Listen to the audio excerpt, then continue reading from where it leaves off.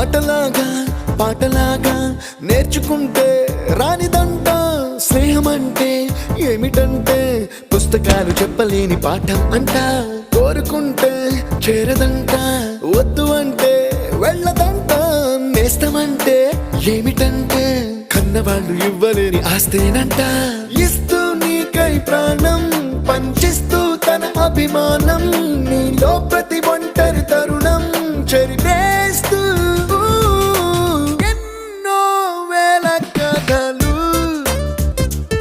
అరే ఇంకో కథ మొదలు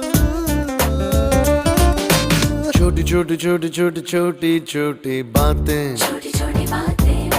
मीठी मीठी मीठी मीठी मीठी मीठी यादें Attention guys, 2 days lo mana college fest. The theme is retro.